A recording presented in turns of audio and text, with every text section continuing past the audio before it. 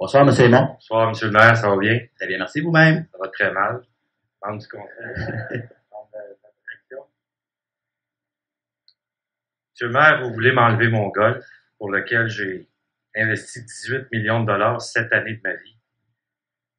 Premier point, construction du chalet de golf. Nous n'entendons pas revenir sur les raisons pour lesquelles le chalet de golf n'est pas construit. Nous pourrons le faire en temps opportun au besoin. Vous serez toutefois heureux d'apprendre que Golf a identifié depuis plusieurs mois déjà et est actuellement en communication avec un entrepreneur spécialisé pour procéder à la construction du chalet de golf approuvé par le Conseil en 2012, laquelle construction pourra débuter dans un délai raisonnable. Pour ce faire, la prochaine étape pour le golf consiste à déposer une demande de permis pour procéder aux travaux. Comme vous le savez, cette demande de permis requiert la confection de certains plans de construction additionnels, lesquels nécessitent toutefois la tenue d'une rencontre de coordination avec la Ville afin de clarifier certains détails, il y en a des centaines, concernant ces plans et d'autres éléments du projet. C'est notamment pour cette raison que le principal représentant du golf, moi-même, tente sans succès depuis maintenant plusieurs mois de rencontrer votre honneur. C'est à quoi ce dernier s'était engagé. Malgré ce qui précède, et pour des raisons qui lui sont propres, le maire a fait défaut de se présenter à une réunion qu'il avait lui-même convoquée le 28 janvier 2015, et depuis lors, il refuse toujours toute forme de rencontre avec les représentants de Golf, ce qui n'est pas de nature à aider l'avancement du projet. Golf réitère donc sa volonté de rencontrer le maire et son équipe afin de discuter des détails du projet devant être clarifiés pour permettre la finalisation des plans de construction requis. Point 2. Construction d'une station de pompage. Il convient de préciser que l'obligation de construire une station de pompage incombe à la Ville et non Golf. L'obligation de Golf consiste à défrayer une partie des coûts, lesquels doivent être raisonnables compte tenu des circonstances. À ce sujet, vous n'êtes pas sans savoir que la Ville a été contrainte d'annuler en 2010 l'appel d'offres qu'elle avait lancé pour la construction de la station de pompage, et ce, en raison de la collusion qui a eu pour effet de faire exploser les coûts du projet. La commission Charbonneau aura permis de faire la lumière à ce sujet, pour laquelle nous attendons le rapport. Nous avons également pu constater que certains représentants de la Ville impliqués dans le dossier du Golf ont depuis été remerciés par la Ville. Toujours est-il que Golf entend se conformer à son obligation en payant sa partie des coûts de construction pour la station de pompage devant être aménagée par la Ville. Il incombe par ailleurs à la Ville, à titre de maître d'œuvre et compte tenu de l'expérience passée, de faire en sorte à ce que les coûts soient raisonnables et d'impliquer le Golf dans le cadre de ce projet. Nous réitérons par ailleurs qu'en octobre 2012, Golf a soumis à la Ville, qui semblait alors très intéressée, une proposition visant à installer une station de pompage dans le lac des Pâtures, plutôt que dans le fleuve. En plus d'être plus efficace et probablement moins coûteux, cette solution alternative a l'avantage indéniable d'être beaucoup plus écologique selon nos experts. Il serait en effet déplorable d'irriguer le golf et le terrain de soccer avec l'eau du fleuve, qui est contaminée. Nous réitérons donc l'invitation à rencontrer le maire et son équipe afin de discuter de cette solution que nous pourrions mettre de l'avant à très court terme avec la coopération de la Ville. Point 3. Contribution au fonds d'amélioration. Suivant l'article 5.3 du bail amphithéotique, la Ville a l'obligation de remettre au Golf une liste des travaux requis à l'immeuble et au terrain adjacent et des services qu'elle souhaite obtenir qui devront être réalisés ou fournis au cours de l'année en cours et qui n'ont pas à faire l'objet d'un appel d'offres selon la législation applicable. Après avoir payé la contribution au Fonds d'amélioration pour les années 2011 et 2012, vu le refus de la Ville de s'acquitter de ses propres obligations en fournissant les informations précipitées, Golf n'a eu d'autre choix, suite à la suggestion d'un représentant de la Ville, d'interrompre les paiements, malgré plusieurs demandes écrites adressées aux représentants de la Ville, notamment les 13 mai 2013, 4 juin 2013, 26 août 2014. La Ville n'a fourni aucune des informations prévues à l'article 5.3 et n'a fourni aucune explication à ce sujet. Une fois que ces informations auront été fournies par la Ville, Golf se fera un plaisir d'acquitter les sommes impayées à titre de contribution au fonds d'amélioration, lesquelles devront être utilisées en conformité avec le bail emphytéotique. Considérant ce qui précède, nous estimons que la décision du Conseil d'adopter la résolution est prématurée et inutile dans les circonstances. Nous réitérons notre bonne foi et désir de collaborer avec la Ville, et à ce sujet, nous demandons à nouveau la tenue d'une rencontre avec le maire et son équipe pour clarifier les détails qui nous permettront de mener à ce projet à terme dans les meilleurs délais. Nous espérons pouvoir compter sur votre collaboration ainsi que celle de la Ville dans ce projet dont les coûts supportés par le Golf des fonds privés, sans aucune demande d'aide financière, publique que ce soit, mon argent, ont de loin excédé ce qui était prévu. On parle d'à peu près 10 à 12 millions de dépassement des coûts. J'ai supporté des déficits d'année en année. Ça fait 7 ans que je me bats pour ce projet-là.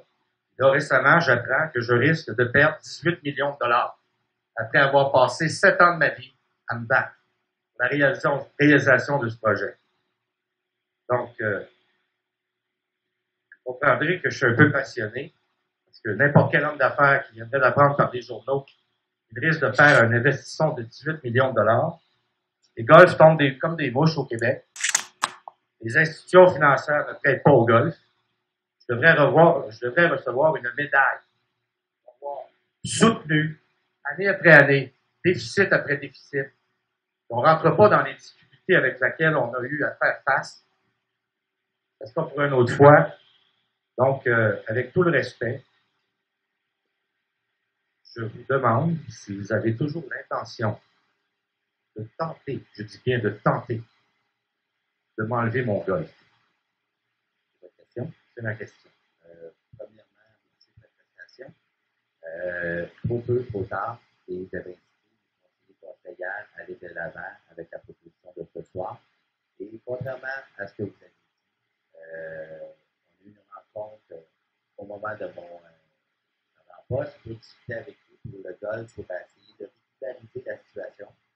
On a passé 4 heures ensemble.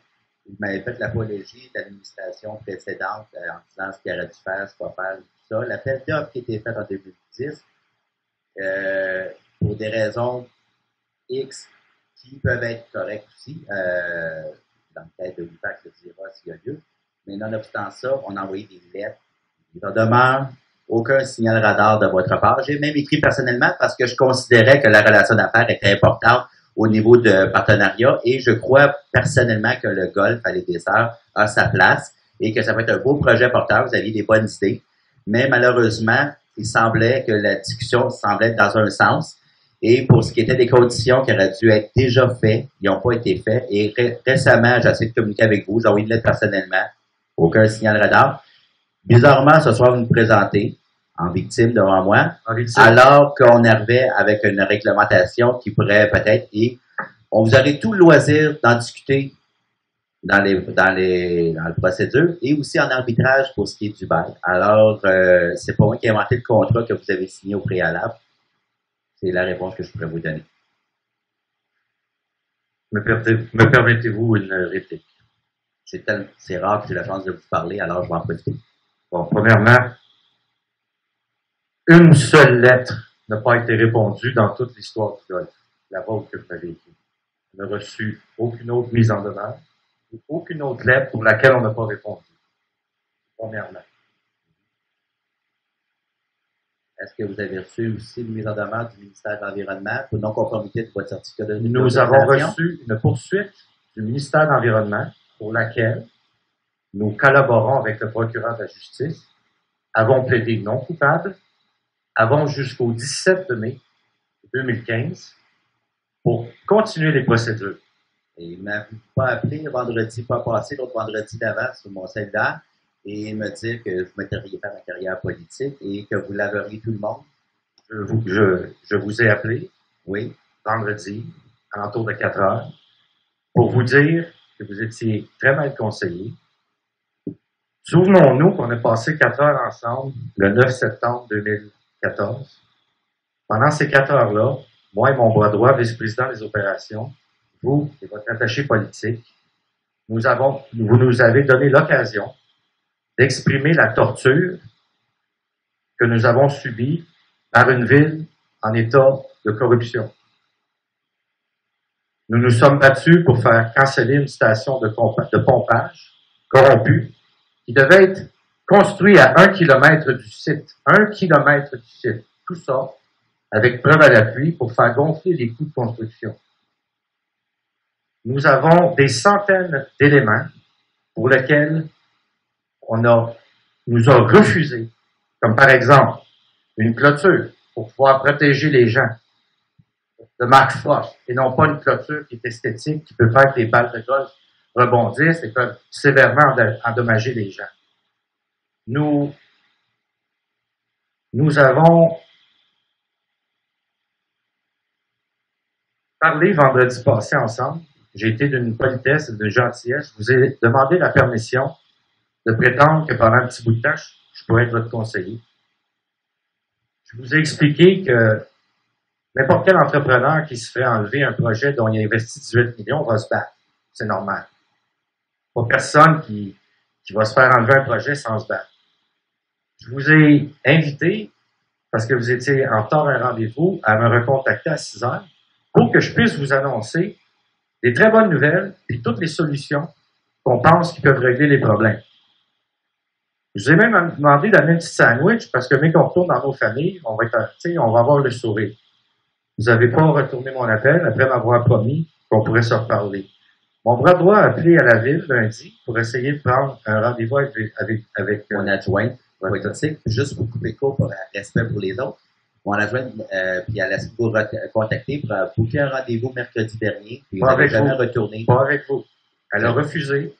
Non, mais c'était avec les services parce que c'était une affaire juridique. On s'est entendu alors, en septembre, le 9 septembre, étant donné la gravité de la situation à laquelle on a dû se battre contre la corruption pendant 7 ans et toutes les autres attaques qu'on a reçues, on a décidé, convenu, main dans la main, yeux dans les yeux, que vous et moi, personnellement, nous réglerions, nous allons travailler main dans la main, passer point par point pour régler tous les dossiers, un par un, ensemble. La promesse était mutuelle. Régler le dossier était simple. Il y avait 3 points. Régler ces 3 points-là, on part le golf, on continue, puis tout le monde est heureux. C'est tellement simple. Puis on va pouvoir aller en arbitrage, on va faire la procédure ce soir, rien n'empêche, il n'y a pas une fin en soi. On va pouvoir continuer à collaborer ensemble, tout dépendant. Moi, donc, vous allez gaspiller les fonds publics. On gaspille rien. Non, vous allez gaspiller les fonds publics. Non, il y a un contrat, je défends l'intérêt des citoyens. Je vous remercie beaucoup pour la prestation. Puis, ça va me faire plaisir de discuter avec vous. Vous pouvez quand même m'appeler. Mais il y a une question de principe aussi d'un litige quand il faut respecter la boucle là, de communication. C'est bon? Non, c'est pas bon du tout. Mais merci beaucoup. Pareil, c'est pas bon. Donc, j'ai le droit à ma deuxième question. Monsieur le maire, je demande le point d'ordre, s'il te plaît, au conseil. On revient au point d'ordre, s'il vous plaît, pour la reste des citoyens. Merci, monsieur. J'ai pas le droit à ma deuxième question. C'est ça, je comprends? Vous pourrez revenir le mois prochain. OK. Donc, ça va être noté, ça, que j'ai pas le droit à ma deuxième question. Parfait, monsieur Bon. Merci. Excellent, je vous remercie. Madame Villatora.